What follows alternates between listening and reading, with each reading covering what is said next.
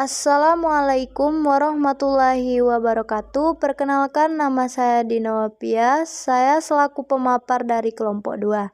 Di sini saya akan memaparkan materi yang berjudul Ujian Regresi Linier Sederhana pada aplikasi SPSS. Sebelum kita ke tata caranya, di sini saya akan menjelaskan sedikit tentang regresi linier dan regresi linier sederhana. Regresi linier merupakan suatu pendekatan untuk menetapkan hubungan antara satu atau lebih variabel dependen atau regresi linier sederhana, dan juga variabel independen atau regresi linier berganda. Secara umum, regresi linier digunakan untuk mengetahui apakah variabel bebas yang diteliti memiliki korelasi yang signifikan terhadap variabel terkait. Kemudian ada regresi linier sederhana. Regresi linier sederhana merupakan salah satu jenis regresi linier yang digunakan untuk mencari tahu korelasi antara variabel bebas dan terikat. Untuk bisa menggunakan analisis ini, peneliti harus bisa memenuhi beberapa asumsi terlebih dahulu, yaitu data yang didapat berjenis interpan atau rasio, distribusi data normal, jumlah sampel antara data variabel bebas dan terikat sama, memiliki hubungan linier. Ketika syarat-syarat atau asumsi untuk melakukan regresi linier telah terpenuhi, peneliti bisa mencari tahu korelasi antara variabel bebas dengan terikat melalui rumus regresi linier, yakni Y sama dengan A plus BX. Keterangan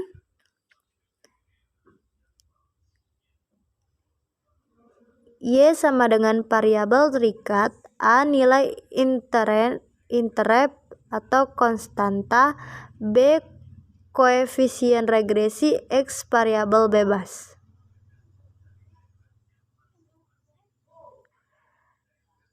Di sini ada contoh t-table sebagai acuan, bisa kalian lihat sendiri.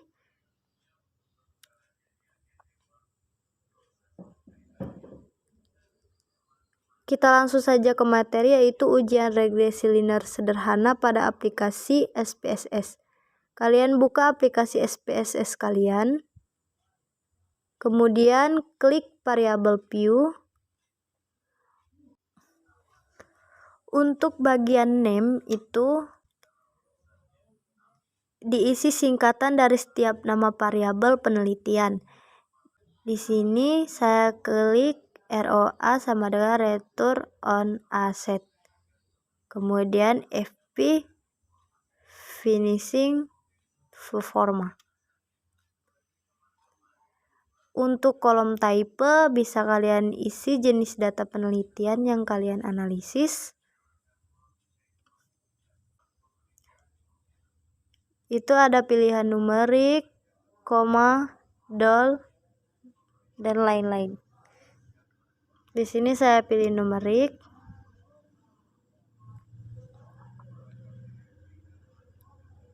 Kemudian pada width itu sesuai dengan lebar atau panjang digit data. Di sini saya isi 8.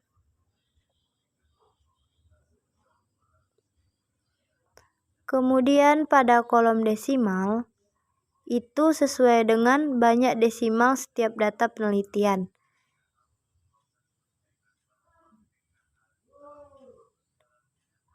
Untuk desimal di sini saya isi 2. Akan muncul 20 di belakang koma. Seperti itu.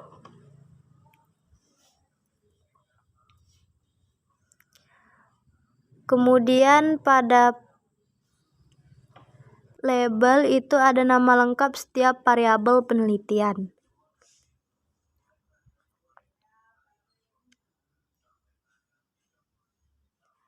Jika pada name itu hanya singkatan dari keterangan, maka pada label kita ketik keterangan yang ada pada name.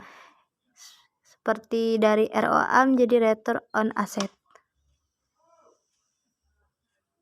Kemudian kolom values untuk interpretasi label data nominal dan ordinal jika data penelitian interval dan rasio tidak perlu diisi.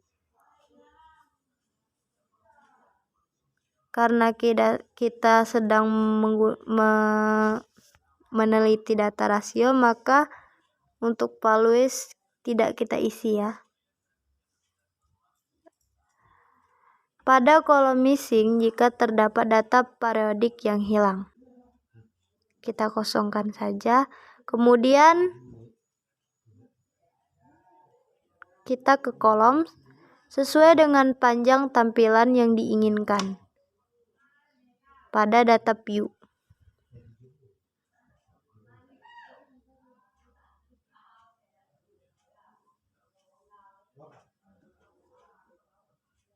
Di situ saya isi 8.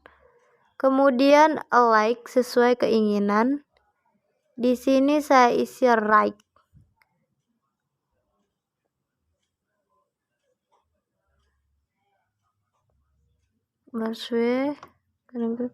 Kemudian kalian isi rule dengan input dan target. Setelah itu kita ke data view. Setelah kita ketik, kemudian kita ke data view. Untuk data view sendiri, kalian bisa siapkan data melalui Excel, bisa kalian import melalui file, atau kalian bisa klik secara manual pada aplikasi SPSS.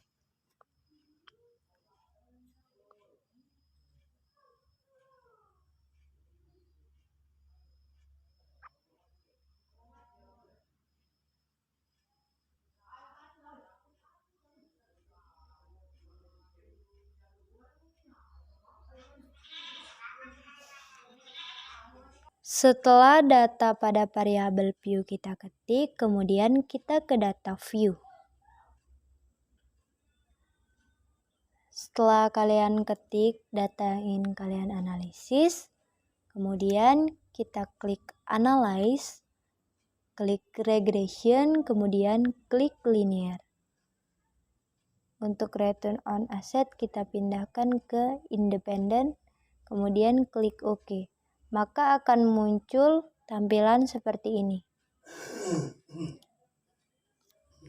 Nah, di sini saya akan menjelaskan secara singkat tentang regression. Yang pertama itu ada output bagian pertama atau variabel entered atau removed.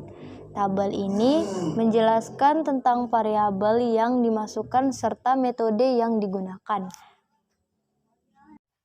Untuk yang kedua itu ada output bagian kedua atau model summary. Tabel ini menjelaskan besarnya nilai korelasi hubungan R, yaitu sebesar 0,923.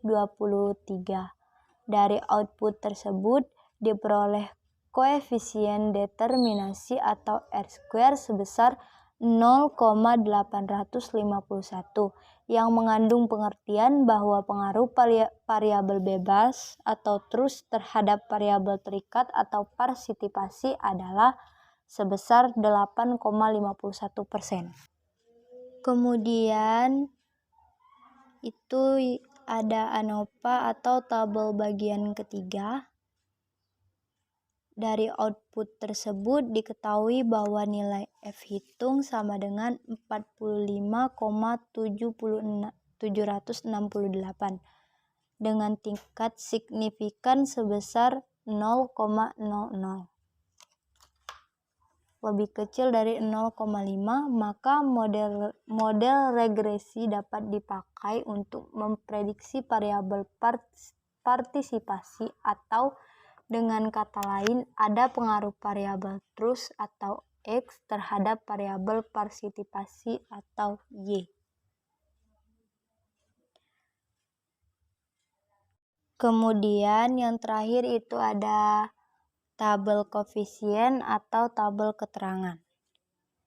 Baiklah, mungkin itu saja pemaparan dari saya. Apabila ada kurang, saya mohon maaf. Kepada Allah saya mohon ampun. Wabillahi taufik wal hidayah. Wassalamualaikum warahmatullahi wabarakatuh. Saya kembalikan kepada moderator.